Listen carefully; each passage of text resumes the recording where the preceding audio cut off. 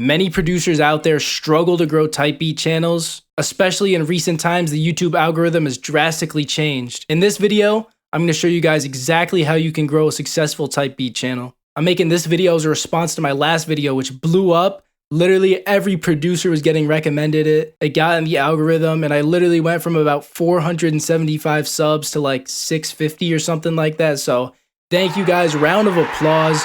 Name a bigger comeback than the Cyphle 2 YouTube channel right now. If you didn't watch that video, I'll link it at the end. Watch it after you watch this one. The premise of it is I started a new type beat channel from scratch with no promotion, didn't promote it anywhere, gave it 30 days, and I had some pretty decent results.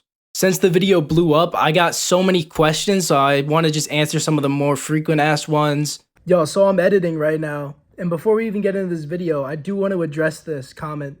Yeah, my screen's dirty as fuck, but ignore that. Your videos seem pretty sus. It's too easy to fake this content. You didn't do anything to make me believe you. Plus, you made it seem like you started a completely new YouTube channel, but you maintained the Cyphle brand. Yeah.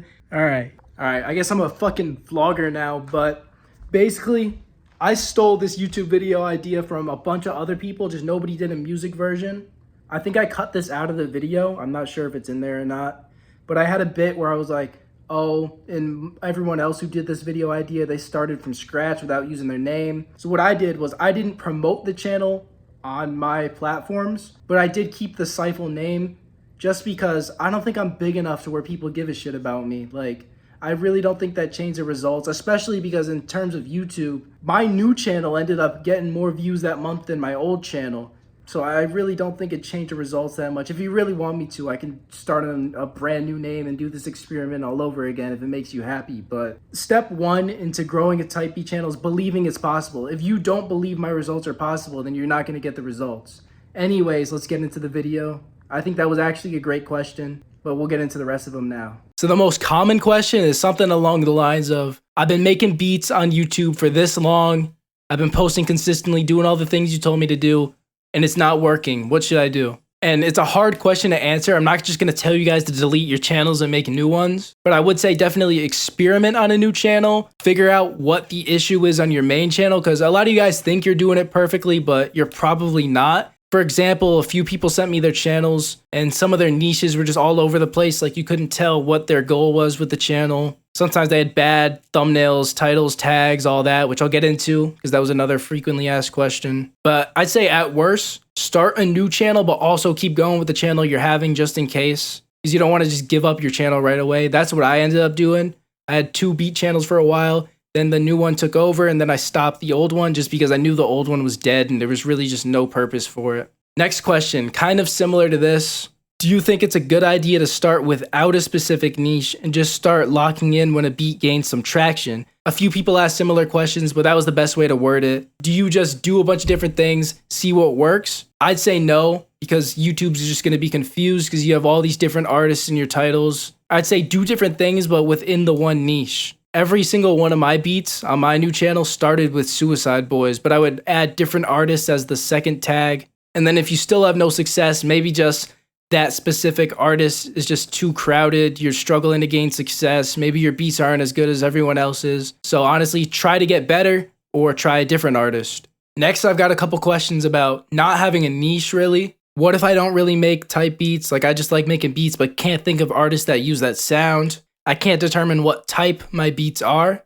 And I honestly think that's a good problem to have, because type beats are not meant to just steal an artist's sound. You're supposed to just use the artist's name as a marketing strategy. So, you listen to your beat, think of what artist would sound good on this, and then that's what you call it. So you're saying you can't think of an artist. This person in the reply said just label it trap beats, but I think most people are looking up an artist name. So you're going to have to do your best, even if it's not 100% exact. But make sure it at least makes somewhat sense. Like, don't have like a fucking trap metal beat and then call it a Drake type beat or some shit. Like, it just doesn't make sense. So make sure it's at least somewhat close. So now we're going to get into like the analytical stuff, which is like the numbers, titles, tags, all that type of stuff. How do you add tags and add the perfect description and title? So the YouTube algorithm has really changed recently, and you got to think about it more than just a beat. You got to think about it as a YouTube video. Back in the day, like, description, tags were a huge thing. Now it's mainly about click-through rate and watch time. which I'll get into in a minute, but click-through rate is practically how many people that actually like see the video pop up on their homepage or wherever on YouTube, how many of them actually click on it. And then watch time is how much time they watched it for, which that also ties in with retention, which is the percentage of the video they watch. So if people are watching 100% of your video, then that's going to go crazy in the algorithm. But if they're clicking off in the first 5 seconds and you have like a 10% or less retention rate, then it's over. I'd say a good rate for, especially for beats seem to be a little bit lower than normal YouTube videos, would be 50%. Like that would be ideal, honestly. For your title, it's as easy as just putting your artists in the title. So I like to put free at the beginning, then you put the artists, and then you give it some type of name. And then I used to put like the year in the title, or I put like Prod Cypher, I put my name, but I cut all that out. I like to keep it simple as well. 3 artists at most, but ideally 2. Description, make sure first thing in your description is a link to your beat store, which links directly to the beat so people can just buy it from there. Try to include the key and BPM of the beat. They say adding hashtags is something that could work. I haven't experimented with that too much, but just put like 2 or 3 hashtags. And then at the bottom of the description, I just throw a bunch of tags in. I really don't know if that helps, but everyone else does it, so, you know. But then for the actual like tag section, I'll throw some of my tags on screen. Practically just put whatever the person would search to find your beat. Various spellings, various combinations of artists. Another question here. Yo, bro, I just started a new type beat channel and I'm doing pretty good. Think I have only one thing I can't find. What is a normal click-through rate? Because normally I have 10 to 15%, but I posted one video which got 25K impressions within an hour and only got 700 views.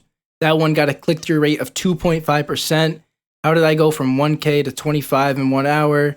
Why is the click-through rate that low? Some of mine are very low, so it really just varies. I think good would be like 15%. So you're actually at a decent spot. Like 15 and up seems to be good. 10 seems to be average. And then he said one of his videos just got randomly just a super low click-through rate. And I have a theory about that, especially because he said he started a new channel. Yeah, I'm looking at the comment right now. My theory is, I said this in my last video, but YouTube pushes new channels in the algorithm. But I think what's happening is it's still trying to find your audience. So just recommending it to random people who are probably not even interested in that stuff. So then people aren't clicking on it. And that's why you have the low click-through rate. Because this similar thing happened to me. So I think once it finds the audience, your shit will go back to normal. But that's just a theory, honestly. I'm not 100% sure.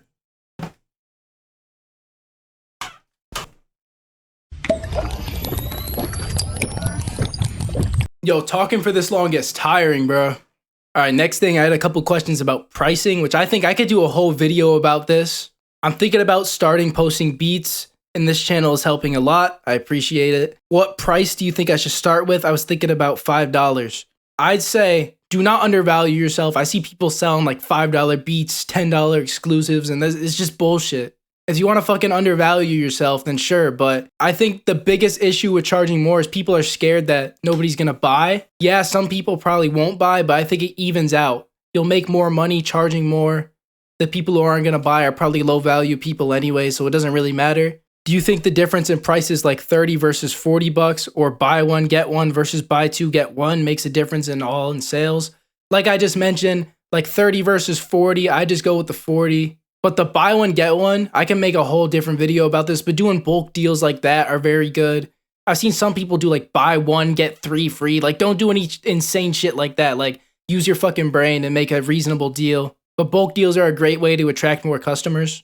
Where else could I post my beats? Plus, how do I promote beats without spending any money? I've never spent money on promoting a beat ever. So practically how selling beats works, and I made a video on this. You can watch that after this as well. But basically, you have your beat store. You got to get people to your beat store. You do that on social media. That's how you promote. You upload type beats. Type beats is the promotion. Type beats shouldn't be the main thing. It's the promotion to the store. And you can use Instagram. Instagram's really my main thing. I've just started getting into TikTok, but I haven't seen success yet. Another good way to grow is working with other people. I've got people to my YouTube just by working with artists. Some of the songs did pretty good, and then artists found me from that song, then they went to my YouTube and they got beats from YouTube. Or working with other producers. If your beats are on another producer's channel, some of the artists or people that follow them might find you and then go to you. So it all just kind of works out in the end. I don't spend money on promo. I know BeatStars has promo. I've never checked that out though, but I don't think it's that good. If anybody else starts new Typee channels, let me know the results in the comments. I'm down to make an update video looking at viewers Typee channels, going over my channel. If you haven't seen the original video, click here. If you want to watch the video about how I sell, click here. And thank you guys for watching.